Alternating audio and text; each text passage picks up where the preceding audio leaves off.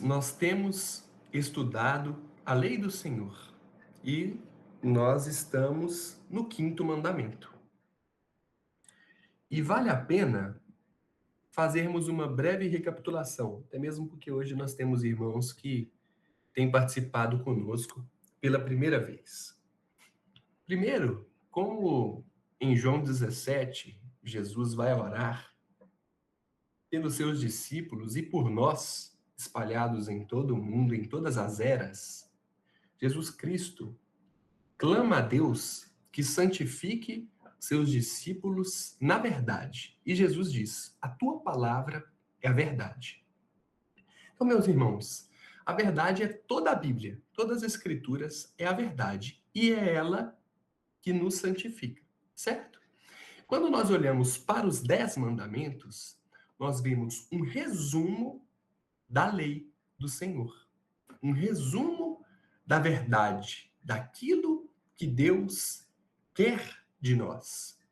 E quando nós olhamos para os 10 mandamentos, nós vemos um resumo dessa verdade gloriosa anunciada por Deus em todas as Escrituras. Toda essa lei, meus irmãos, que nós sabemos que ela aponta para Cristo, porque nós, por causa do nosso pecado, não conseguimos cumprir essa lei.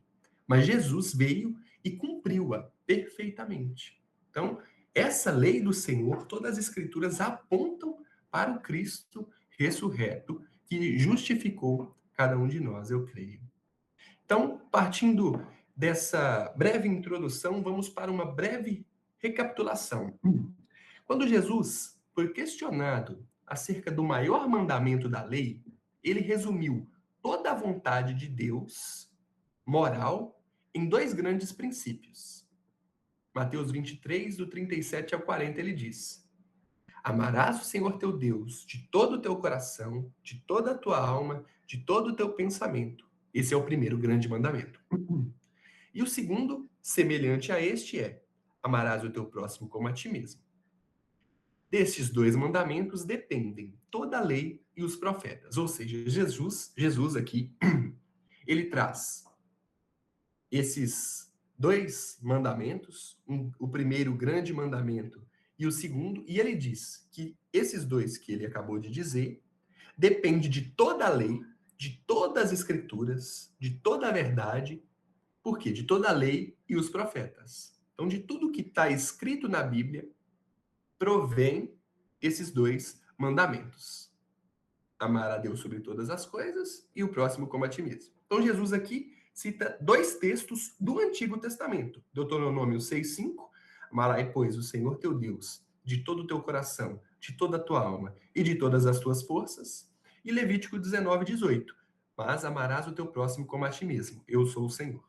Então, Jesus, nesse texto de Mateus que nós lemos, ele resume o resumo da lei moral de Deus. Nós sabemos que os 10 mandamentos é um resumo da lei moral de Deus. E quando Jesus cita esses dois, ele resume o resumo da lei moral de Deus, sendo o primeiro e grande mandamento que Jesus cita, de amar a Deus sobre todas as coisas, o resumo dos 4 primeiros mandamentos de Êxodo 20, do 3 ao 11, e o segundo mandamento que Jesus cita, amarás o próximo como a ti mesmo, sendo o resumo do quinto mandamento até o 10º mandamento, de Êxodo 20, do 12 ao 17. Então, o que nós já vimos até agora? No quinto mandamento, que é o que nós estamos estudando. Nós vimos qual é o quinto mandamento, que está em Êxodo 20, 12.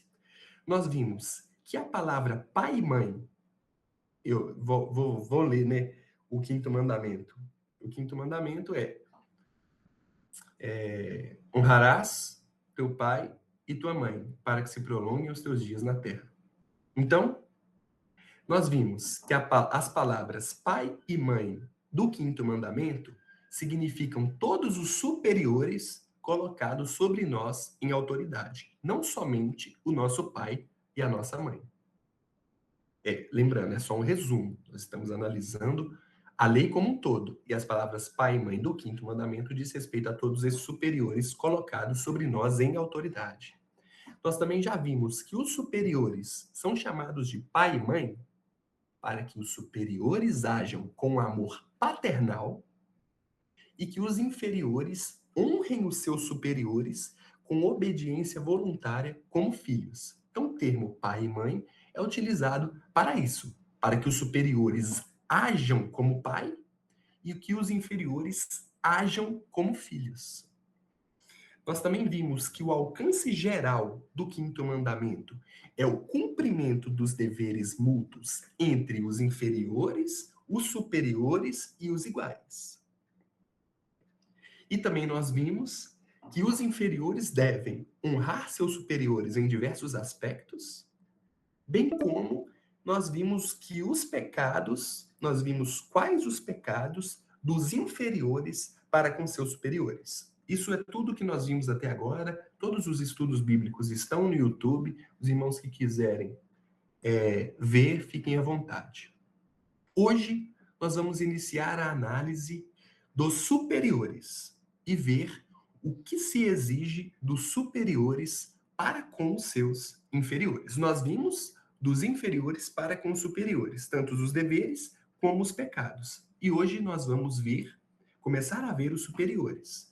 O que exige dos superiores para com os inferiores. E aqui eu faço uma pergunta e ela não vai carecer de resposta agora, meus irmãos, é mais para nossa reflexão. Porque nós já sabemos o que são superiores, toda autoridade constituída por Deus na terra. Todos nós aqui estamos presentes, somos superiores a alguém em determinado quesito. Temos aqui pais que são superiores aos seus filhos, mães que são superiores aos seus filhos, patrões que são superiores aos seus funcionários. E lembrem-se, estou falando de superiores não de alguém que é melhor do que o outro. Estou falando de superiores no que diz respeito à autoridade concedida por Deus. Então nós temos aqui maridos que são superiores às suas esposas, nós temos aqui pessoas mais velhas que são superiores às pessoas mais novas. Nós temos aqui professores que são superiores aos seus alunos. Nós temos aqui ministros, pastores ou presbíteros que são superiores aos membros, às ovelhas da igreja. Então, partindo desse pressuposto, desse conhecimento nosso do que é um superior, do que um superior representa, eu faço essa pequena pergunta. Se Deus lhe confiou autoridade sobre alguém, nós temos exercido essa autoridade como um privilégio pessoal ou como um serviço prestado a Deus e ao próximo? E partindo dessa pergunta, nós vamos analisar o que o Catecismo Maior de Westminster, que é um dos nossos símbolos de fé da Igreja Presbiteriana, diz sobre os deveres, né, o que se exige dos superiores para com seus inferiores. Aí tem um erro material, mas é a pergunta de número 129. O que se exige dos superiores para com seus inferiores? Exige-se dos superiores, conforme o poder que recebem de Deus e a relação em que se acham colocados, que amem os seus inferiores, que orem por eles e os abençoem, que os instruam, aconselhem e admoestem, aprovando, animando e recompensando os que fazem o bem, e reprovando, repreendendo e castigando os que fazem o mal, protegendo-os e provendo-lhes tudo o que é necessário para a alma e para o corpo. E que, por um procedimento sério, prudente, santo e exemplar, glorifiquem a Deus, honrem-se a si mesmos e assim preservem a autoridade que Deus os revestiu. Não se preocupem, meus irmãos, nós vamos tentar esmiuçar cada uma dessas exigências ponto a ponto. Qualquer um dos irmãos que quiser compartilhar um comentário ou fazer uma pergunta, fica à disposição para levantar a mão por meio aí dessa mãozinha do programa, do aplicativo, e não sinta-se inibido de participar desse estudo, meus irmãos. Vamos lá. Vivemos em uma época que desconfia da autoridade. Por quê? Oi, irmão Reinaldo, boa noite. A Graça e paz do paz, Senhor, irmão. meu irmão, boa noite, graça e paz. Estou interrompendo? Não, vamos lá. Só um ponto muito interessante nessas exigências que você mostrou, aí eu fiquei com determinada dúvida. Quando fala dos superiores, até mesmo recompensar aqueles que fazem o bem, se aplicaria no caso um funcionário que está sendo proativo, está se desenvolvendo, e o seu superior vir com reconhecimento, com melhoria, se aplicaria isso? Exatamente, meu irmão. É uma hipótese, sim. É uma exigência, na verdade, sim, de Deus para com o superior dentro do ambiente de trabalho. Nós vamos chegar lá e nós vamos falar mais sobre esse assunto, como é interessante. Obrigado pela Nada, colaboração, meu irmão. de Então, nada. nós vivemos nessa época que desconfia da autoridade. Por quê? Uns abusam dela. Nós vemos várias autoridades abusando dos seus inferiores. E outros rejeitam essa autoridade que foi instituída por Deus. Nós já refletimos aqui, o próprio presidente Lula, um ladrão, foi uma autoridade constituída por Deus na terra. E no nosso Brasil, é o nosso presidente, meus irmãos. E como nós vamos lidar com isso? Nós já vimos, nós como inferiores, como nós devemos lidar com os nossos superiores. Nós já vimos isso nos outros estudos. Mas hoje, em especial, nós vamos analisar as exigências dos superiores para com seus inferiores. Então, uns abusam dessa autoridade e outros rejeitam qualquer forma de autoridade. Entretanto, Deus instituiu a autoridade para o bem da sociedade, da família e para o bem da igreja do Senhor. Sim, irmão Reinaldo. É o irmão Wesley, né? Porque a mão tá levantada. Sim, irmão Wesley. Então, meus irmãos, eu pensei numa ilustração boa para representar esse, esses dois fatos da realidade, que são sobre a autoridade. Um é o abuso da autoridade e o outro a rejeição da autoridade. Vamos pensar na seguinte ilustração, e isso é real, na relação de autoridade entre marido e mulher, entre marido e esposa. Primeiro, abuso. O que nós temos? Nós temos os homens ímpios do passado, e eu posso destacar meus avós, nossos avós, que, como homens, abusavam da sua autoridade e, às vezes, agrediam suas esposas, isso antigamente, porque era bem mais comum. Eles adulteravam contra suas esposas, ou seja, escarneciam, abusavam da autoridade e transgrediam ainda sexto mandamento, transgrediam o quinto mandamento, transgrediam o sétimo mandamento, que é o adultério, enfim. O que nós temos aí, à luz do quinto mandamento? Um abuso de autoridade dos maridos antigos ímpios dessas relações. E tínhamos as esposas que eram vítimas desse abuso dessa autoridade. O que acontece depois? No Brasil, especialmente no decorrer da história. Ora, a sociedade como um todo olha para esse cenário e, com o advento do feminismo, com o crescimento do feminismo, a expansão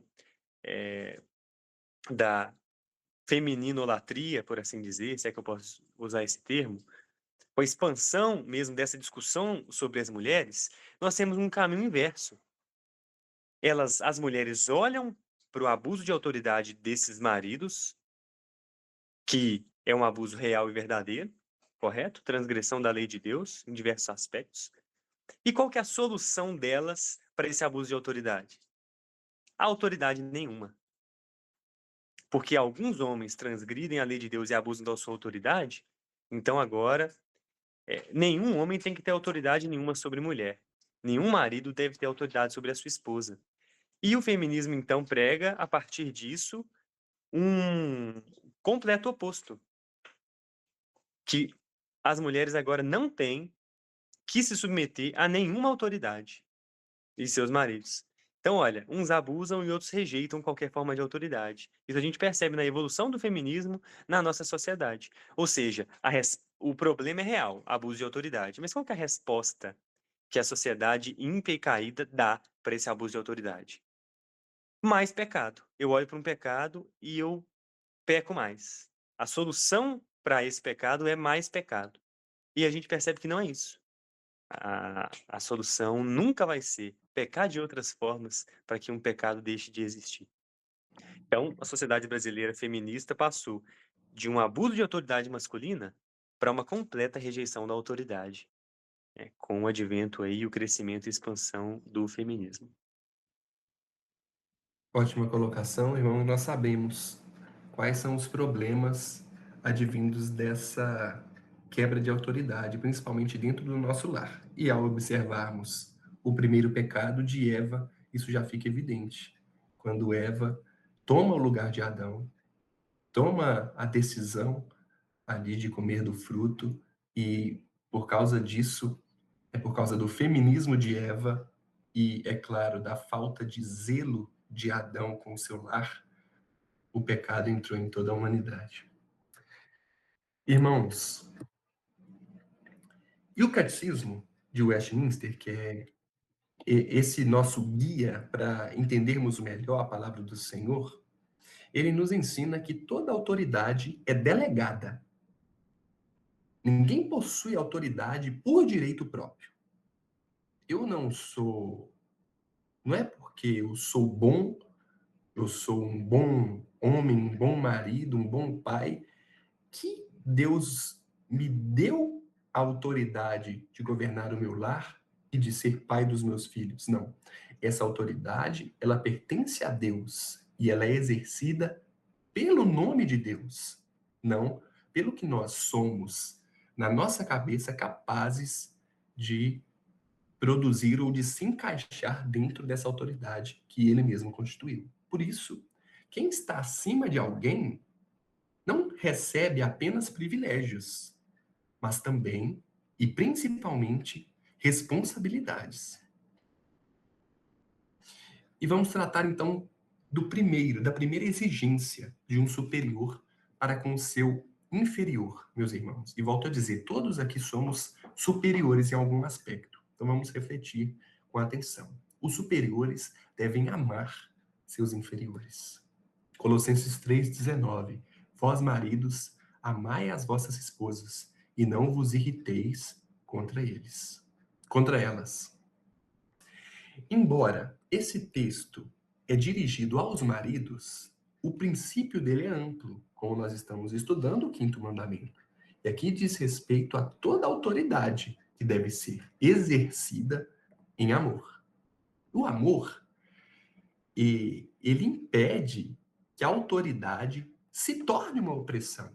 Como o Wesley citou o exemplo do meu avô. Meu avô que batia na minha avó, oprimia a minha avó. Mas se ele a amasse como Deus ordena, ele não seria um opressor que ele foi em boa parte do casamento deles. Então, a autoridade cristã, ela nunca existe para satisfazer o ego da liderança, mas para promover o bem daqueles que estão sob o cuidado dessa liderança. E Jesus, meus irmãos, é um exemplo perfeito disso. Sendo o Senhor, ele lavou os pés dos seus discípulos. Nós vemos isso em João, capítulo de número 13. Eu vou ler aqui do versículo 1 ao 5, meus irmãos. Ora, antes da festa da Páscoa, sabendo Jesus que já era chegada a sua hora de passar desse mundo para o Pai, como havia amado os seus que estavam no mundo, amou-os até o fim. E acabada a ceia, tendo já o diabo posto no coração de Judas Iscariotes, filho de Simão que o traísse, Jesus, sabendo que o Pai tinha depositado em suas mãos todas as coisas e que havia saído de Deus e ia para Deus, levantou-se da ceia, tirou suas vestes e, tomando uma toalha, cingiu-se. Depois, deitou água numa bacia e começou a lavar os pés aos seus discípulos e enxugá-los com a toalha com quem estava cingido. Meus irmãos, aqui nós vemos algo maravilhoso. Ao continuar aqui o texto, a gente vê que o apóstolo Pedro vai falar: não, o senhor não pode lavar os meus pés.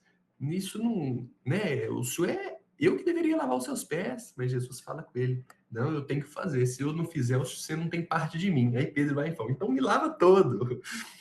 Mas irmãos, isso aqui é um exemplo de amor tão grande, porque Jesus é o rei.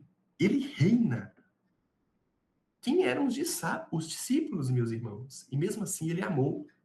Ele amou a ponto de lavar os pés dos seus discípulos, meus irmãos. Eu trouxe esse exemplo, que um pai corrige o filho não porque está irritado, mas porque deseja a sua santificação. E aqui, meus irmãos, eu lembro de algo que aconteceu comigo essa semana. Essa semana, meu filho tem 1 ano e 1 mês. E eu, diante de uma situação de impulsividade, me irritei, agi com ira e, de certa forma, o puni. Mas não foi pela santificação dele. Não foi por amor a ele. Foi por causa do sentimento que ele causou em mim, no que ele fez. Sem saber, inclusive, que o menininho tem 1 ano. Mas onde eu quero chegar, meus irmãos? Isso fica aqui para reflexão de todos os pais e também das mães. O pai tem que corrigir o seu filho, não porque está irritado, mas porque deseja a santificação do seu filho. Tem que haver aquela correção, meus irmãos, com amor. Com amor. Correção essa que eu nunca recebi. Não fui criado num lar cristão. Me bateram e foi bom, assim, dentro da limitação intelectual dos meus pais, mas não foi pela motivação certa. Não foi para a glória de Deus, não foi para eu entender a lei do Senhor, não foi para eu guardar a lei do Senhor. E o amor, meus irmãos, é isso. Nós temos que corrigir os nossos filhos, mas por amor, não por ira, por raiva, por aquilo que eu sinto, por vingança.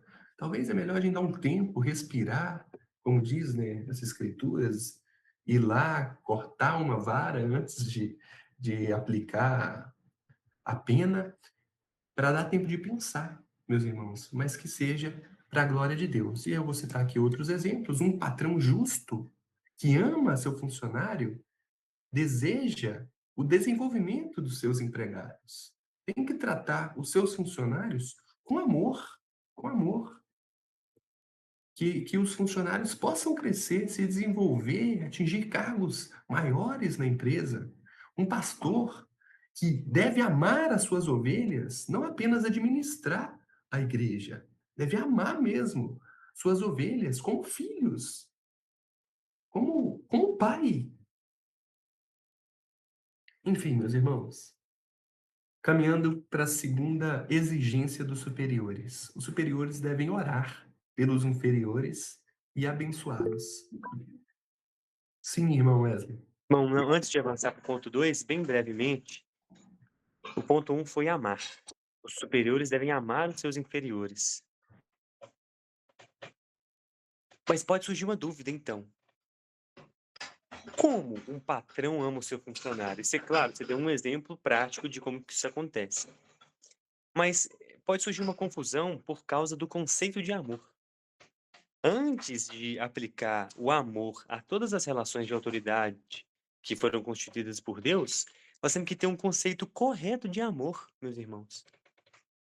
Que amor não é um sentimentozinho gostoso que a gente sente que arrupeia, sabe? Não é algo restrito a uma relação amorosa, se é que eu posso dizer, uma relação amorosa, uma relação afetiva dentro do casamento que o marido tem para com sua mulher. Não é.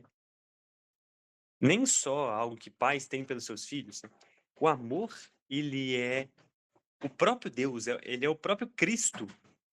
O amor é o fruto perfeito, eterno e sólido de Deus, daquilo que um cristão faz e age de acordo com esse amor. Então, não buscando exaurir o conceito, né, de amor aqui agora, com esse pouco tempo de comentário, mas para buscar essa reflexão do que o amor verdadeiro, o amor bíblico, o amor das Escrituras, o amor que Deus manifestou por nós. E então nós vamos entender como que esse amor ele é aplicado até o que é estranho, né? Por um patrão. E o patrão deve sim amar os seus funcionários. O patrão deve exortar os seus funcionários para que esses funcionários se arrependam dos seus pecados. Olha só. Isso é o amor de um patrão pelos seus funcionários. Então, o conceito de amor é muito importante. A gente poder aplicar sem confusão a todas essas relações. Amém. Sim, irmão Michael. Tá, e no caso, assim, tu fizesse isso com teu filho, né? Aí ele tem 1 ano, ele não tem entendimento para isso ainda, né? Aí, tipo, eu tenho um de 12 e um de 16. E aí, quando isso ocorre com eles, né? Eu chego lá assim, eu chego pro meu filho e ajo com ira para ele, em vez de uma correção, né? Em vez de eu corrigir ele para a santidade dele, eu vou lá e corrijo ele com a minha ira, né? Eu sendo autoridade na vida dele. Após isso, o que eu deveria fazer? Eu deveria só pedir perdão para Deus por eu ter agido de forma errada com meu filho, né? Porque quando eu faço algo com meu filho, como nós falamos nas outras aulas, né? Se eu fizer qualquer coisa para qualquer pessoa, eu estou fazendo para Deus, porque tudo é de Deus, né? E os nossos filhos no mesmo padrão, ou funcionários, né? Aí eu vou lá e ajo com meu filho com ira, eu tenho que pedir perdão para Deus.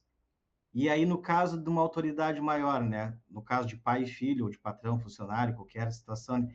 Eu deveria também depois ir lá e pedir perdão para o meu filho também, dizendo que o pai errou, eu não era para ter agido assim contigo, né? Me perdoa, né? No mesmo padrão que eu faria com Deus, eu deveria também fazer para com os meus filhos.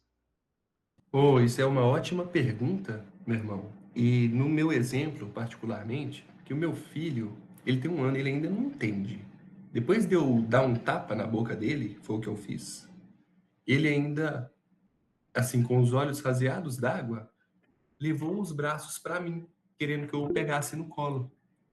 Então, ele não se, assim, não se ofendeu, ficou triste. Mas ele quis, tipo, talvez me desculpar pelo que ele fez. Eu não sei, né, o que passa na cabeça dele. E a minha esposa estava presente na hora e eu pedi desculpa para o meu filho, mesmo sabendo que ele não entenderia.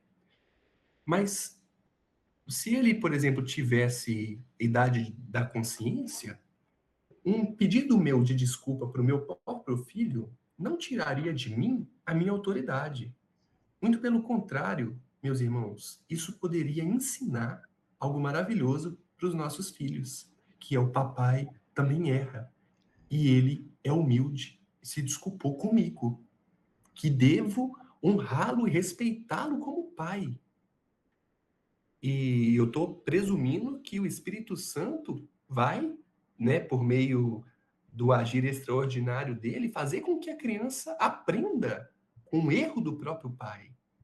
Né, meus irmãos? Pedir perdão para Deus, claro, se nós nos arrependemos, a gente tem que pedir perdão para Deus. Mas nós também temos que nos desculpar com o ofendido, meus irmãos. Não adianta eu tratar mal a minha esposa, por exemplo, não amá-la ou irritá-la, ou, enfim, deixar a desejar no meu lar como marido, só ir ali para o banheiro, fechar a porta e orar a Deus pedindo perdão, enquanto a minha esposa às vezes está chorando no quarto ao lado. Entende? Preciso de chegar para ela e falar: eu errei, me perdoe também, o Senhor também me perdoe, Senhor nosso Deus. Porque, meus irmãos, um superior, e a gente pode voltar lá naquele primeiro exemplo que o Wesley disse, que abusava da autoridade. Meus irmãos, isso aqui se aplica muito mais com o homem. Eu acho que a gente tem mais essa dificuldade de, não sei, reconhecer o nosso erro, porque isso pode infringir na nossa masculinidade. Mas, meus irmãos, se nós erramos, nós temos que ser humildes e reconhecer o nosso erro. Isso é amor, meus irmãos. É tratar os nossos inferiores com respeito, com zelo, como o pai, como as escrituras nos ensinam. Então, Essa é uma ótima colocação. Estou até aproveitando para compartilhar com os irmãos o meu pecado, mas nós vamos aprendendo uns com os outros para honra e Não, glória do eu nosso Senhor. falei assim, enquanto eu não tinha esse entendimento que tudo era de Deus, né? Quando eu brigava, eu sempre achava assim, tá, eu brigava, eu tenho autoridade de pai, eu posso brigar do jeito que eu quero. Aí no momento que eu entendi isso em Deus, né, que é dele, né, quando eu brigo com meu filho, eu estou brigando também, né, fazendo para Deus. Então, a primeira vez que eu fiz isso mesmo, até nem foi com o Davi, foi com o Lucas, né? E claro que era na briga. Aí o dia que eu entendi isso, aí um dia eu tinha me exaltado assim com ele, aí eu chamei ele depois, ele achou que eu ia brigar de novo, né? Aí ele chegou cheio de medo, assim, ele tinha acho que uns 10 anos. Aí eu apanhar, eles nunca apanharam, sempre coisas com ele assim, castigo, conversa, né? Porque quando eu fui entender que tinha que bater, eles já eram grandes já, então a vara seria para da idade de vocês, né? Não vou dar pau no Davi com 16 anos, não vou dar no Davi. Então sempre com eles sempre foi na conversa e no castigo, né? E aí essa vez que eu vi que eu tinha mirado e eu tinha entendido isso, eu chamei o Lucas, ele veio com medo assim, né, que eu botar de castigo ou coisa, e disse, não, filho, eu quero te pedir perdão pelo que o pai fez, né? Não era para ter agido do jeito que eu agi contigo, né? E dali em diante mudou totalmente nosso relacionamento de pai e filho com todos, né? E aqui em casa a gente já tem o costume, principalmente eu e os guris, assim, né? O Davi, quando a gente vai dormir ali, se dá boa noite, te amo, e me perdoa se eu te fiz alguma coisa de errado nesse dia, porque tem coisas que a gente faz de errado que nós nem percebemos. Um olhar feio, né? Uma atitude que a gente podia não ter tomado e tomou e nem percebeu. Então a gente tem já o costume aqui em casa, né? De sempre antes de dormir lá, a gente faz nosso culto caseiro, depois ora e depois antes de dormir dar uma boa noite ali, sempre a gente se pede perdão também pelas coisas que nós fizemos que nem percebemos no nosso dia, né? E isso é muito importante porque a gente faz, né? A gente está estressado com uma coisa que não tem nada a ver com os nossos filhos e às vezes a gente desconta neles que não tem, né? Principalmente com filhos e esposa. Então, isso é um costume que a gente tem aqui, tem mudado bastante, assim, o nosso relacionamento em casa, assim, né? Sim, irmão.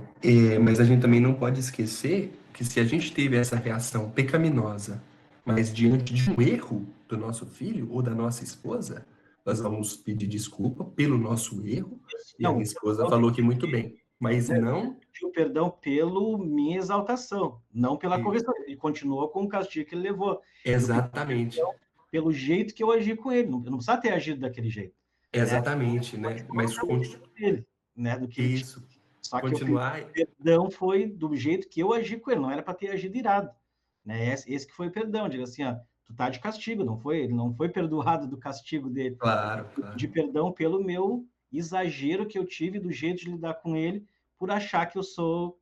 A gente acha, a gente tem que tu é melhor do que teu filho, né? Então tu tem, tu vê assim, o ponto de sangue, a gente bater na boca de um filho, uma criança de 1 ano, a gente faz isso, né? E eu já fiz isso aí também. Então são coisas que a gente se ira, mas a gente não era para fazer isso, né? A gente era para ter o domínio próprio de não se irar, né? Mas o meu perdão foi pela minha ira, não pelo Isso, castigo dele. Ele continuou com o castigo dele, né? É só exato. pelo erro que eu cometi com ele, né?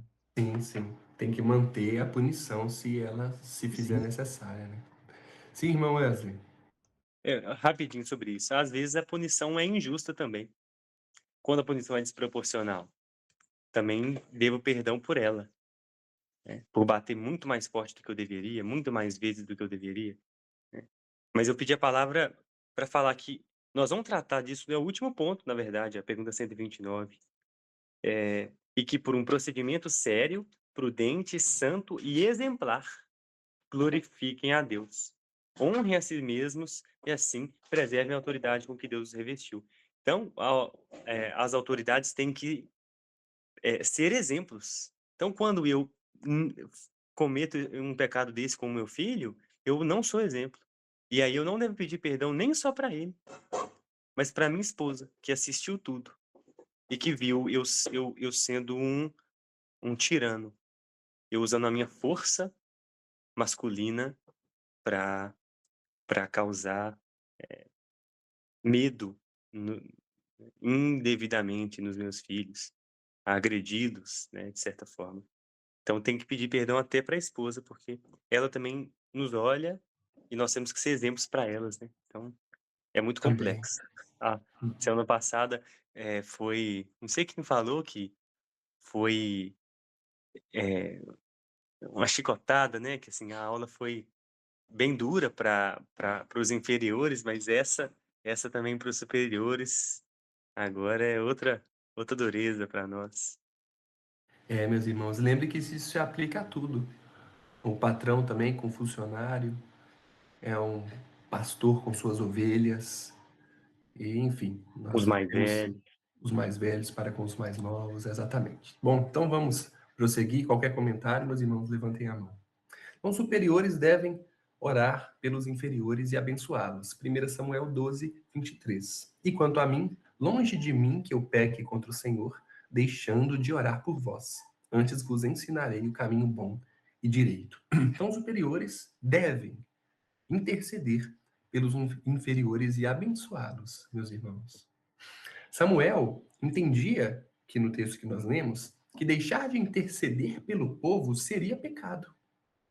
Quem possui autoridade espiritual ou moral precisa apresentar de forma contínua aqueles que lidera diante de Deus, meus irmãos. E além disso, deve usar suas palavras para abençoar, para encorajar, para fortalecer. E aqui eu trago alguns exemplos. Pais orando diariamente pelos seus filhos, pelas suas esposas. Pastores orando diariamente pelo seu rebanho. Chefes orando por sabedoria, para poder cuidar da sua equipe, orando pela sua equipe, para que todos venham desempenhar um bom trabalho. Então, os superiores têm esse dever de orar, meus irmãos.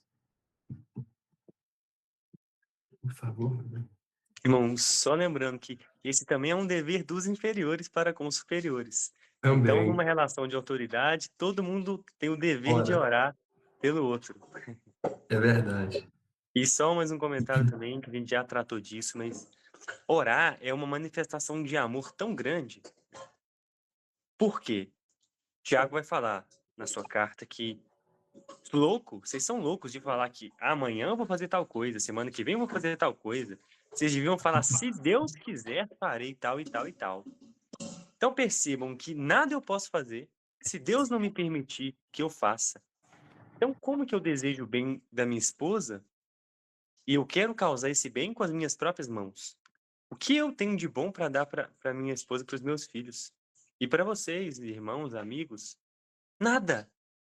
Tudo que a manifestação então mais profunda de amor que eu posso fazer, claro que ações provenientes também do agir de Deus em mim para a bênção do próximo, certamente. Mas eu devo orar e clamar a Deus que Deus abençoe vocês. Então, a oração, ela representa um desejo do bem mesmo. Se eu quero bem para você, eu tenho que orar, porque é só Deus que pode te causar o bem. É uma grande demonstração mesmo de amor. Louvado seja Deus. Irmãos, superiores devem instruir seus inferiores. Deuteronômio 6, 6 e 7. E essas palavras que hoje te ordeno estarão no teu coração, e as ensinarás a teus filhos, e delas falarás assentado em tua casa, e andando pelo caminho, e deitando-te e levantando-te. Então, os pais deveriam ensinar continuamente a lei aos seus filhos. Deveriam e devem. E a autoridade inclui essa responsabilidade do ensino, meus irmãos, da instrução. Não basta mandar, é necessário explicar, orientar, formar. Eu lembro do papai contar que ele era pequeno, trabalhando na roça com o vovô mandava ele fazer determinada coisa, mas não explicava. E ele tinha que fazer, e se fizesse errado, apanhava. Meus irmãos, não era tão mais simples se mandar e explicar? Ah, se fizer errado e tiver que apanhar, que apanhe, mas que apanhe com a consciência de que ele fez errado, cometeu um erro, não observou o que deveria, foi imprudente, foi negligente, não teve atenção, pecou contra o Senhor. Mas é necessário, meus irmãos, instruir os nossos inferiores. O patrão com seu funcionário, né, um pastor, um professor, enfim, pai, filho, marido. Na família, isso significa discipular. Na igreja, ensinar as escrituras. Tem igreja, meus irmãos, que os irmãos não sabem nada da palavra. Não sabe nada, só quer receber bênção e vitória e profetada, mas pergunta para ele quais são os 10 mandamentos, não sabe. Não sabe nada de escritura, é versículo isolado. E que pastor é esse que não exerce essa autoridade constituída por Deus de ensinar a verdade para as suas ovelhas? Ou às vezes o pastor até ensina para as ovelhas, meus irmãos, mas você vai olhar a família dele e os filhos não sabem nada. Ou a esposa não sabe nada. Meus irmãos, não existe autoridade constituída por Deus, deve ser exercida em todos os aspectos, os superiores em todos os aspectos. Então, na sociedade, transmitir aquilo que é correto. A sociedade, meus irmãos, os legisladores instituindo as leis, orientando a população com cartilhas que seja, olha, não façam isso, né? Enfim, há a necessidade da transmissão da instrução do que é certo. E eu trago mais uma vez alguns exemplos. Pais realizando o culto doméstico. Meus irmãos, o culto doméstico é o discipulado, é a igreja no lar, é a orientação, é a instrução por parte do sacerdote do lar para com sua família, sua esposa, seus filhos. Isso aí, meus irmãos, tem que ter.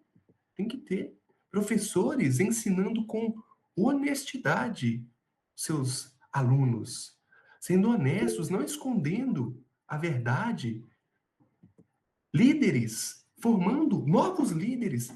Antes de passar a palavra para a irmã Letícia, meus irmãos, eu não sei se os irmãos já conheceram, já frequentaram igrejas que o pastor não ensina para os membros, com medo dos membros virem a saber mais do que o pastor, querendo manter ali o poder, o conhecimento, a sabedoria somente na cabeça dele. Não, meus irmãos, a liderança, ela existe para formar novos líderes. Nada mais prazeroso para um professor do que ver um aluno seguindo carreiras, alçando coisas acadêmicas altíssimas, meus irmãos. Isso é maravilhoso. Sim, irmã Letícia. Ô, William, nessa questão aí da igreja, né, do pastor, quando a igreja não tem essa questão de estudos, de mais fundamento, assim, de estudos bíblicos com os membros, né? O que nós, como inferiores, deveríamos fazer? Bom, os inferiores, ao se deparar com essa questão, e meus irmãos, essa pergunta é muito boa, porque muitos poderiam pensar, sair da igreja, ou muitos poderiam pensar, não vou fazer nada. Meus irmãos, nós devemos ser a luz no mundo, tentar mudar, conversar com a liderança, falar, olha, eu e outros irmãos, nós carecemos da palavra, do ensino das escrituras. Instituam um estudo bíblico, façam uma classe para estudarmos a palavra do Senhor. Se a igreja for grande e não conseguir fazer isso de forma oral, redija uma carta, direcione para a liderança, converse com outros membros que eles possam entender a necessidade desse estudo bíblico e que isso possa chegar na liderança da igreja e que a liderança, por meio do agir do Espírito Santo, possa transformá-los para que eles possam instituir um ensino bíblico mesmo na igreja. E se, em último caso, a liderança rejeitar completamente essa sugestão do estudo da palavra, eu faço uma reflexão. Que igreja é essa que não estuda a palavra? Eu deveria continuar frequentando uma igreja que despreza o estudo da verdade, da lei do Senhor, que prioriza somente o culto, o dízimo, a pregação do domingo, uma vez por semana? Sabe? Mas a gente precisa de tentar mudar. A gente precisa de tentar transformar o meio que a gente está, o meio que a gente ama, sabe? De fazer com que as pessoas compreendam quão maravilhoso é estudar a palavra do Senhor. Sim, irmão Wesley. Complementando de forma bem objetiva, pelo que a gente já viu nas outras aulas. O que é honrar um superior? Honrar seria Ignorar os erros? Seria ignorar pecados? É o oposto. Se eu honro ao meu superior, se eu honro o meu pastor, os pecados dele eu devo apontar. E nós estamos vendo agora que, para um superior que não ensina as escrituras para o seu inferior, ele está pecando contra o quinto mandamento. Então, se um marido não ensina para sua esposa, transgrediu o quinto mandamento. Pais para os filhos e o pastor para as ovelhas, ele está pecando. O que o inferior que honra o superior deve fazer? Pastor querido, autoridade constituída por Deus, o senhor está pecando. O senhor deveria fazer isso, isso e isso. E aí, da forma como o irmão William falou, né? Mas honrar significa exortar do pecado. Não como autoridade, né? Mas mesmo como um inferior. Honrar e amar o superior significa não permitir com que ele peque. Pais que veem filhos que veem seus pais pecarem, tem que falar: papai, o senhor gritou com a mamãe. A palavra de Deus fala que não, né? Então, isso é honrar a autoridade, é apontar também os erros, as transgressões dela. Meus irmãos, e olha como é importante a igreja ter conhecimento da palavra, porque nós sabemos que a palavra de Deus é a verdade, ela que liberta. E nós sabemos que o pecado traz consequências, e a principal delas é a morte. Então, se nós não conhecemos a lei, o pecado, nós não conhecemos a lei do Senhor, a verdade, e nós, por falta de conhecimento, fazemos coisas erradas, nós vamos sofrer as consequências disso. Meus irmãos, então nós precisamos de compreender a verdade para não sofrermos as consequências da falta do conhecimento dessa verdade. Meus irmãos, nós deveríamos, é uma pena que por causa do nosso pecado a gente não faz, mas nós deveríamos comer as escrituras dia após dia, para que nós conseguíssemos a sabedoria de saber de fato o que é a verdade, que é ela que nos liberta. Sim, irmão Michael Douglas. E trazendo, né, o conhecimento das aulas anteriores, existem 3 formas de cultuar Deus, que é na igreja, pessoalmente e com a família, né? E se o papel da igreja é passar esse conhecimento, como eu vou cultuar pessoalmente, como eu vou cultuar na minha família, né? Acaba, né, tendo essa dificuldade, né, para fazer isso. Irmão, Exatamente. na realidade, rapidinho, irmão, quando a igreja falha, e no momento atual nós vemos muitas igrejas falhando, né? Não deveria ser assim, mas acaba que a gente tem que se virar, né? Então, vai buscar conhecimento sozinho. Nós temos a internet, graças a Deus. Temos como, inclusive, comungar aqui, estudar as escrituras com irmãos do Brasil inteiro. Hoje nós temos aqui, eu acho, 3 estados do Brasil aqui no nosso estudo. Então, infelizmente, né, se a igreja não faz o papel dela, a gente tem que correr atrás sozinho, por conta própria. Meus irmãos, mas oremos para essa liderança, que elas possam amar a palavra do Senhor. Outra exigência do superior, meus irmãos, que eles devem aconselhar seus inferiores, Tito 2,4, para que ensinem as mulheres novas a serem prudentes, a amarem seus maridos, a amarem os seus filhos. As mulheres mais velhas deveriam orientar as mais jovens. O conselho oferece a direção antes que o erro aconteça. Então, quem tem a experiência, quem exerce a autoridade, a liderança, deve compartilhar da sua sabedoria. Bom líder não apenas corrige os erros, ele previne os erros, meus irmãos. Exemplos: um pai aconselha o filho antes de uma grande decisão. Um filho quer tomar uma decisão, pai, pela sua experiência de vida, aconselhe. Olha, reflita sobre isso antes de decidir sobre tal coisa. Pastor orientando um casal antes do casamento. Você entende a gravidade disso? Você entende a responsabilidade disso? Você sabe que você vai estar assumindo uma aliança que vai durar para sempre. E vamos voltar para o exemplo de Tito que nós lemos, as mulheres mais velhas, orientando as mulheres mais novas a como se portar, a amar os seus maridos, a amar os seus filhos, a amar o seu lar.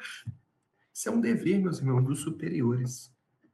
Outra exigência dos superiores, admoestar seus inferiores. Efésios 6:4. E vós, pais, não provoqueis a ira dos vossos filhos, mas criai-os na doutrina e admoestação do Senhor. Nós já falamos sobre isso. O amor é isso. Exortar por amor, meus irmãos. Advertir de forma amorosa. Não é humilhar. Não é eu chegar para minha esposa e falar, você não lava vasilha, sua porca imunda. Um exemplo, né?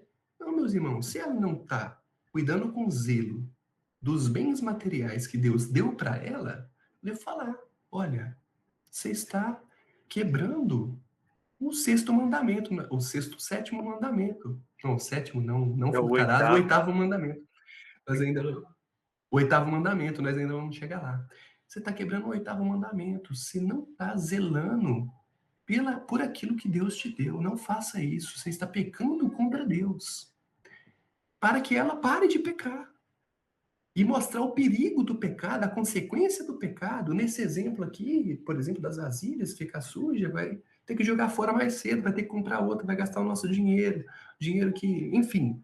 A disciplina preventiva, meu exemplo nem foi dos melhores, mas os irmãos entenderam. A disciplina preventiva, ela evita consequências maiores. E aqui tem outros exemplos melhores. Advertir um filho sobre más companhias. Olha, não ande com fulano, não sente na roda dos escarnecedores, meu filho. Ou advertir um membro da igreja que está se afastando da fé. Ô, meu irmão, por que você não está participando dos estudos? Por que você está faltando demasiadamente no culto? Por quê? Porque você tem orado todos os dias? Você tem lido as escrituras? Meus irmãos, é dever dos superiores admoestar, exortar seus inferiores para a glória de Deus. Outra exigência, meus irmãos, os superiores devem aprovar, animar e recompensar o bem que fazem os seus inferiores. Romanos 13:3. Porque os magistrados não são terror para as boas obras, mas para as más. Queres tu, pois, não temer a autoridade? Faze o bem. Terás louvor dela. Terás louvor da autoridade por fazer o bem. Os magistrados, aqui, meus irmãos, existem para louvar quem pratica o bem. A autoridade não existe apenas para punir. Ela também deve incentivar as boas atitudes. E o reconhecimento fortalece a prática do bem, meus irmãos. Fala a verdade, nós somos elogiados por alguma coisa que nós fazemos, nós vamos fazer aquilo de novo com prazer, muito mais prazer, não por obrigação. Esse reconhecimento é importante para com os inferiores. E aqui eu cito alguns exemplos. Pais elogiando atitudes corretas de seus filhos. Ô filho, muito bem. Que pergunta boa que você fez hoje no nosso culto familiar. Ou muito bem, filho, você ajudou a sua mãe sem que ela pedisse. Professores valorizando alunos dedicados. Olha, fulano de tal tirou nota 10. Brilhante, parabéns, continue assim, se esforçando, sim, tentando ser o melhor. Empresas, como o irmão Reinaldo disse, reconhecendo funcionários íntegros. Fala, olha, o funcionário do mês é esse daqui, põe mesmo lá no McDonald's, o quadradinho na parede, esse aqui foi o bom esse mês, ele foi o cara. O cara vai trabalhar com muito mais fervor, sabe? E nem é por isso que o superior deve fazer, mas ele deve fazer isso porque, meus irmãos, ele deve amar seu funcionário. Ele deve querer que o funcionário cresça. Ele deve querer, meus irmãos, todo superior deve querer que seu inferior evolua, seja mais santo a cada dia. Outra exigência do superior, meus irmãos, dever reprovar, repreender e castigar seus inferiores. E eu sei que essa questão do castigo pode ser um pouco polêmica entre as famílias, Mas o castigo, meus irmãos, inclusive o físico, ele é bíblico. E talvez nós vamos tratar. Não, acho que não nesse ponto específico do mandamento. Quem sabe futuramente a gente pode refletir sobre o assunto. Mas a Quaresma, uma irmã presbiteriana muito piedosa, ela tem livros e palestras sobre o assunto e é muito bom a abordagem dela em relação à educação dos filhos, nesse sentido da correção com vara, correção bíblica, meus irmãos, amorosa e cristã. Mas os superiores devem reprovar, repreender e castigar o mal que fazem seus inferiores. Romanos 13, 4. Porque ela é ministro de Deus para teu bem. Mas se fizeres o mal, teme, pois não trazem em vão a espada, porque é ministro de Deus e vingador para castigar o que faz o mal. E aqui, meus irmãos, é o mesmo que nós lemos anteriormente. Nós lemos Romanos 13, 3, nós vimos sobre o magistrado, e agora nós estamos vendo o 4. Então, isso fica mais fácil da gente entender o papel do Estado em punir. Punir o ladrão que rouba, punir o homicida que mata, punir os erros, os equívocos que a sociedade comete. Essa punição deve partir dos superiores, deve haver repreensão, reprovação e castigo.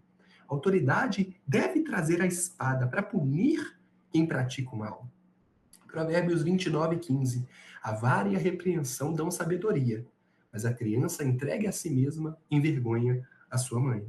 A disciplina produz, meus irmãos, a sabedoria. O amor verdadeiro, ele também disciplina. Disciplina. E a omissão da autoridade, ela produz o caos, produz a desordem, perde os limites, as beiras. Toda disciplina deve ser justa, proporcional, visando a restauração, nunca fruto da ira. Meus irmãos, porque a disciplina, por si só, ela vai ser inválida. Ela precisa de ser uma disciplina, como dito aí, amorosa, sábia. E aqui eu trouxe algumas dessas características que a disciplina bíblica deve ter por meio dos superiores para com seus inferiores. Exemplo, os próprios pais disciplinando seus filhos. Meus irmãos, nós deixamos nossos filhos fazer o que eles querem, eles vão fazer coisas terríveis, porque nós sabemos que o ser humano é mau e nós desejamos fazer coisas terríveis. E os nossos filhos também desejarão. E farão. Ninguém vai precisar de ensiná-lo a mentir. E ele vai aprender a mentir sozinho. Mas se você não ensinar ele a orar, dificilmente ele vai orar sozinho. Meus irmãos, o mal, ele está correndo nas nossas veias. E nós precisamos de disciplinar os nossos filhos com amor. Então, o conselho da igreja exercendo a disciplina eclesiástica para aquele irmão que falhou, que pecou, que se desviou da fé. E o próprio governo, como eu disse, punindo os criminosos que causam mal para a sociedade. E eu vou avançar, meus irmãos. Nós estamos caminhando para o final. Sim, irmão Wesley. Será que vai avançar? Eu rapidinho também. Sobre as punições. É claro que as diferentes relações de autoridade, elas vão pressupor diferentes tipos de punição. Um pai, ele... Não punição exatamente, a correção, a disciplina. Um pai disciplina o seu filho, mas o marido disciplina sua esposa de uma maneira diferente. Não com agressão física. Não agressão, né? Não é com vara que o marido disciplina sua esposa. Ele disciplina de uma outra maneira. Como que um idoso, um mais velho, disciplina o mais novo? É disciplina de alguma maneira. É como que o conselho da igreja disciplina um membro da igreja. Não é com vara. Ele disciplina de uma outra maneira. Então, nós temos que ter isso em mente para que não haja confusão. Dizer que toda relação de autoridade tem sim que exercer disciplina não quer dizer necessariamente que toda autoridade vai fastigar com vara o seu inferior, né? Não é isso que quer dizer. Então, cada um tem a sua maneira de exercer a disciplina. E vale a pena a gente refletir, né, nisso, né? Como se daria uma disciplina nas outras relações? Acho que é muito interessante a gente pensar nisso. Mas um outro ponto que eu quero trazer também é sobre especialmente o funcionário e o patrão. Não necessariamente, não somente o texto aí do catecismo está falando recompensar o que é bom, recompensar coisas boas para a empresa financeiramente. Não, ele está falando do bem. Então, um patrão, um marido, um pai, uma mãe, um presidente, um policial, o Estado como um todo, deve recompensar o bem. O bem como o quê? O bem é o quê? É a guarda da lei do Senhor. A guarda da lei do Senhor tem que ser recompensada. Então percebemos que o nosso país, ele está do avesso e ele odeia a lei de Deus. Quando o Estado, que tinha que exercer a justiça de acordo com a lei de Deus, permite o aborto, não pune o aborto, ele não pune o homicida como deveria punir, não pune o ladrão como deveria punir, ou ele pune injustamente quem não deveria punir. Então, olha a confusão aí na autoridade, né? O Estado deveria não só aprovar, mas parabenizar o bem, quem faz o bem, mas ele às vezes faz o contrário. E devia punir quem faz o mal, quem não guarda a lei de Deus, né? O dia do Senhor é um exemplo. O voto é no domingo. As eleições são no domingo. As provas do Enem, de concurso, costumam ser no domingo. E outros mandamentos também são transgredidos. Já foi lei, já foi um crime no nosso país, aos irmãos que não sabem, o adultério. Adultério já foi crime no nosso Código Penal. O que era isso? De forma muito acertada, o Estado punindo transgressores do sétimo mandamento, da lei de Deus. Muito acertado. O Estado deixou de punir adúlteros. E agora o Estado propaga o adultério. Todo posto de saúde tem uma caixinha com doação de preservativos. Ah, é para saúde. Saúde de adúlteros. Para quê? Não, saúde nada, né? Saúde nada. Aí, ó, Mateus tá falando que o Enem era no sábado e foi mudado por causa dos adventistas. Olha, aguardar a lei do Senhor ninguém quer, né? Então percebam como o Estado deveria punir adúlteros, punir homicidas com proporção, com justiça, como está aí, visando restauração. Deveria guardar a lei do Senhor, guardar o dia do Senhor, mas não faz. Então, é que interessante também pensar no Estado como um guardião da lei do Senhor, o que não faz. Mas já fez, o Brasil até já fez em certa parte, mais ou menos, um país católico, né? Mas nós temos outros países, e até estava conversando com o William um dia sobre o hino nacional. Tem um vídeo do Felipe Macedo sobre o hino nacional. Tem hino de países que exalta e glorifica a Deus no seu próprio hino. Percebam como o exercício da autoridade do Estado é para a glória de Deus. Olha que coisa maravilhosa, né? E quão distante nós estamos como Brasil disso. Favorecer os adventistas vão favorecer. Mentirada. Mas guardar a lei de Deus de verdade, ninguém quer. Foi excelente comentário, irmão Wesley. Louvado seja Deus. Sim, irmão Michael. Diz a nação que tem Deus como Senhor, né, não? Como disse Rogério Greco, né, o direito, né, ele vem para organizar a sociedade, mas as mazelas, elas são resolvidas em Cristo, na conversão ao Evangelho. Amém. Sim, irmã Cleidiane.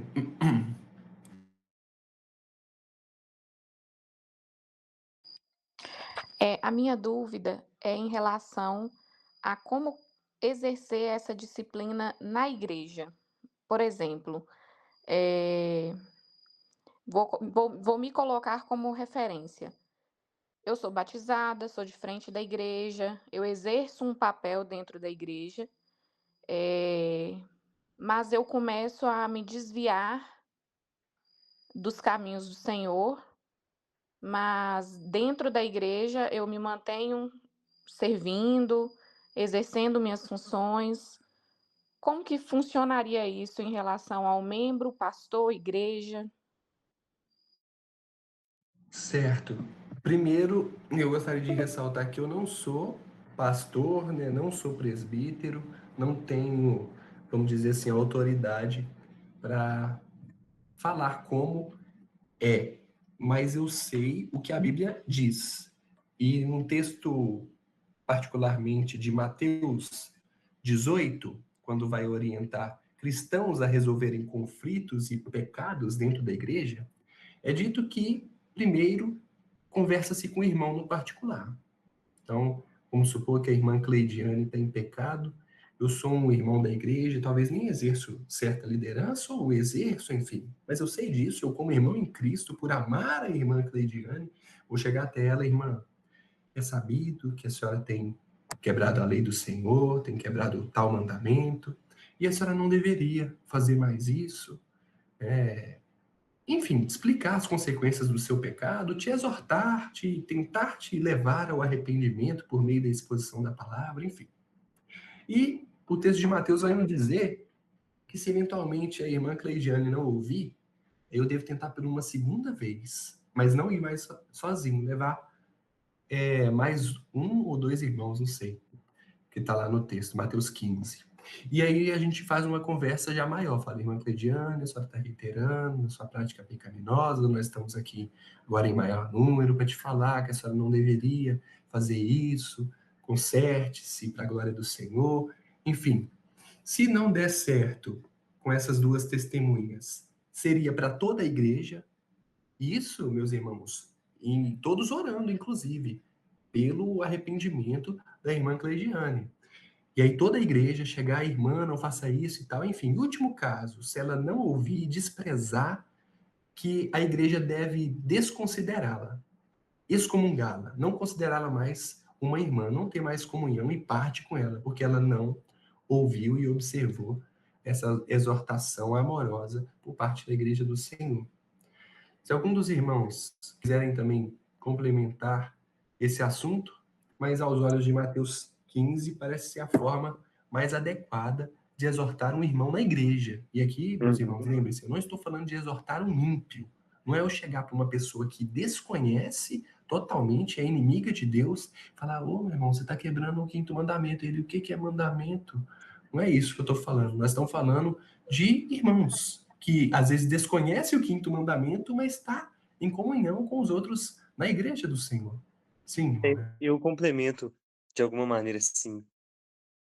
Até pensando de forma mais prática como que isso se daria. E quais são os problemas da negligência da correta disciplina. Mas um dos passos, depois que o conselho inteiro da igreja sabe disso, e eis a importância, eu digo mais uma vez, da igreja não ser governada por uma pessoa só, como é a igreja católica episcopal. O modelo bíblico de administração e governo da igreja é um modelo representativo, é um modelo presbiteriano mesmo, em que vários presbíteros governam uma igreja, vários pastores, e não um só. E eis a importância disso, para que não haja essa confusão de uma autoridade minha, que seja a autoridade do conselho, a autoridade mesmo de Deus representada por todos coletivamente.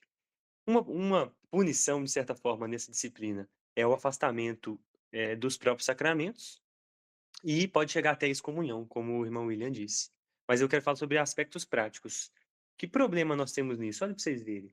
Se uma igreja ela não ensina, de fato, a lei do Senhor, os 10 mandamentos e toda a lei do Senhor, com que autoridade ela pode virar também para um membro e falar, você está transgredindo tal mandamento? A gente volta naquela negligência de que os mestres o pastor deve ensinar, instruir. Então, se ele falhar em instruir, ele vai falhar em disciplinar também. Então, olha que problema. Não que a ação deixe de ser pecado, não. Mas houve uma falha lá atrás que causou uma falha agora. Então, tem que instruir para que o irmão não peque. Se instruir o irmão pecou, e aí esse pecado, e eu já termino minha meu comentário. Não é só adultério, não é só roubar, não é só agredir, matar. Todos os 10 mandamentos e todos esses pecados que nós estamos estudando aqui. Se um irmão negligencia o dia do Senhor, ele deve ser exortado.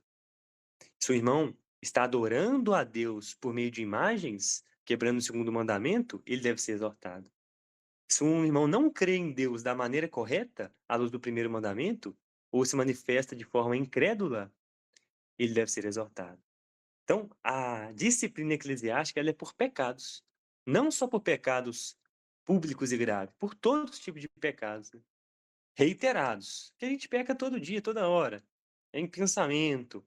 Mas se os pecados são reiterados, se eles são manifestados de forma pública também, qualquer tipo de pecado, pecados intelectuais. Se eu creio diferente da igreja, o conselho tem que chegar e falar: ô meu irmão, o que está acontecendo? Você está crendo num Deus errado, e ensinar, explicar e tentar buscar a restauração, né? Então, algumas reflexões sobre os problemas práticos, né? E até a negligência que causa isso. O problema na correta disciplina eclesiástica. E só mais um problema eu ressalto, que é um problema posterior. Igrejas que não exercem a disciplina eclesiástica adequadamente, morrem. Porque ela vai ficar cheia de ímpios disfarçados de irmãos. Ou de irmãos que falham e não se arrependem porque não são admoestados.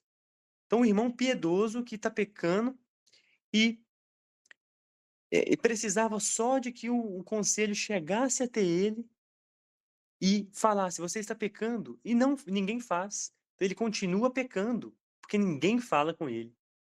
E ímpios também continuam fingindo que são crentes, porque também ele não é exortado. Então, alguns problemas disso, né? Vejam a importância da correta e o correto exercício da disciplina eclesiástica. Isso. E Cleidiane, o irmão Michael até mandou lá no bate-papo.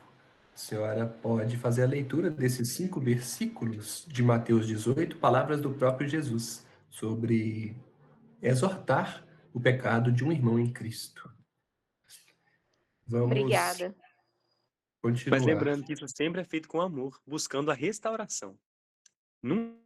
Nunca só punição, nunca humilhação pública, não.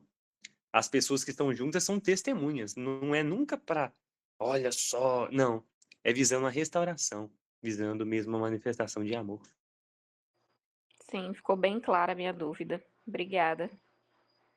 Amém. Irmãos, tem mais alguns pontos? Eu acho que vai ser melhor a gente parar por aqui e continuar no nosso próximo estudo. Mas fiquemos no fim do estudo de hoje sobre essa reflexão sobre a necessidade de exortarmos os nossos irmãos em Cristo Jesus pelos pecados. E até, meus irmãos, nos colocando no lugar do outro. Quando eu peco e não sei que eu estou pecando, eu deveria gostar que outra pessoa me falasse sobre o meu pecado, para que eu não peque mais. Então, fazendo essa prática da empatia, meus irmãos, por que eu devo falar com a minha esposa que ela está pecando contra o nosso Senhor? Porque se eu também estou pecando com o nosso Senhor, ela deve me exortar para que eu pare de pecar. Nós oramos aqui hoje, 7h30, por santificação, pela mortificação dos nossos pecados. E é claro, Deus pode fazer isso, um piscar de olhos, e agora a gente para de fazer mais aquele pecado. Mas, meus irmãos, muitas das vezes é o nosso irmão em Cristo que vai chegar para nós e vai falar: William, você não deveria, cara, tratar seu funcionário assim, com essa grosseria. Você não o amou como Cristo nos ama. Você pecou contra Deus. Se arrependa. Como você E não fala amou o assim: próximo, como a ti mesmo. isso, não amei o próximo como a mim mesmo. Então, meus irmãos, que possamos exortar os pecados dos outros com amor, não para nossa satisfação pessoal, não porque nós somos santos, mas porque nós queremos que ele seja mais santo. E que o outro possa também nos exortar, meus irmãos, porque nós precisamos. A gente olhar no espelho, refletir sobre o que a gente faz. Meus irmãos, só Jesus Cristo mesmo por nós. Então, fiquemos com essa reflexão nessa noite de terça-feira, no decorrer da semana, meus irmãos. Precisamos de amar uns aos outros como Jesus Cristo nos amou. Sim, irmão Michael? E uma coisa muito necessária na nossa vida, assim, né? É termos com quem falar, né? Porque, assim, a, a exortação bíblica é sempre sobre a lei de Deus, né? A lei de Deus e os mandamentos. Nós temos que conhecer a lei de Deus para a gente saber que a gente está pecando. Isso é essencial na vida de um cristão, né? Tem que conhecer a lei de Deus. Mas mesmo conhecendo a lei de Deus, né, faz muita falta a gente, o bom é na igreja, né? Primeiramente dentro de casa, a gente poder ter esse relacionamento com a nossa esposa, com nossos filhos, né, com nossos irmãos em casa, né? Depois igreja, a gente ter aquele relacionamento com igreja, que são, né, nossos irmãos em Cristo, e a confissão dos nossos pecados, ela é assim, ó, ela é humilhante para nós, mas ela é muito necessária para nossa vida.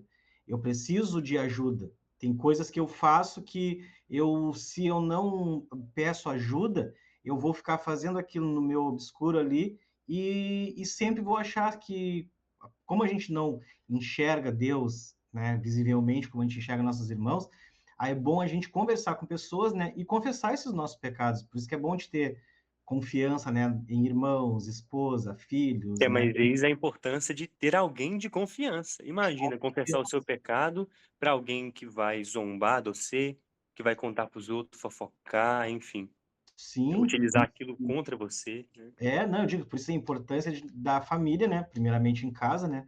Mas depois igreja, que a gente tem que, né, achar os nossos irmãos, ou o próprio pastor, mas faz assim o correto, né, de uma igreja, de uma pessoa sadia, de uma igreja sadia, de uma família sadia, né? Era ter essa unidade, né? A gente saber assim, tu vai me contar os teus pecados. Nós temos nosso grupo ali e a gente se fala de coisas. É essa confiança de saber por que tu estás me contando?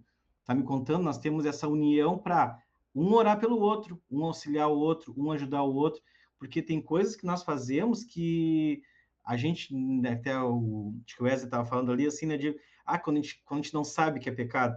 Na teoria, a gente sabe o que são os pecados, né? A gente faz, né, naquela coisa, ninguém está sabendo, mas a importância da confissão de pecados, ela é muito mais, como o Wesley falou, de pessoas que a gente confia, né? Então, primeiramente, começaria em casa, né? Da gente ter essa amizade que nossa esposa, né? Ela seria já, primeiramente, nossa amiga, nós temos que ter uma confiança nela, né? E os nossos filhos, nós temos a confiança neles, dos filhos confiarem nos pais para poderem se abrir e contarem as coisas. Então, isso aí tudo faz parte depois vai para os amigos, né? Aí, e nós, no que nós fazemos ali, assim, né? A gente tem que ter essa dúvidas, né? Respeito de palavra, né? Às vezes tem coisas que eu leio, vejo uma palavra e não entendo. Para quem que eu vou perguntar? Né? Então, primeiramente, sempre o nosso pastor, mas infelizmente a gente vê nossas igrejas, né, que não estão com pastores capacitados, a gente vai ter que ter pessoas. E aí tudo isso vai, né? Então faz muita falta. Esse grupo que a gente tem aqui é muito bom e vários locais, né? Deus vai colocando as pessoas na nossa vida, mas isso é importante. A gente não viver sozinho, a gente não viver, né, como se não precisasse de ninguém, né? E isso faz parte dessa hierarquia, né? Não é porque eu sou pai e eu não posso contar com meu filho, eu não posso falar com ele, né? Então, vocês, tipo, que são mais novos que eu não posso conversar com vocês porque isso aí nada tem. Então a gente tem que ter isso, pedir isso para Deus, né? Pessoas, né? Ir para Deus e colocando nessas pessoas na nossa vida aí. Podem ter certeza que Deus coloca.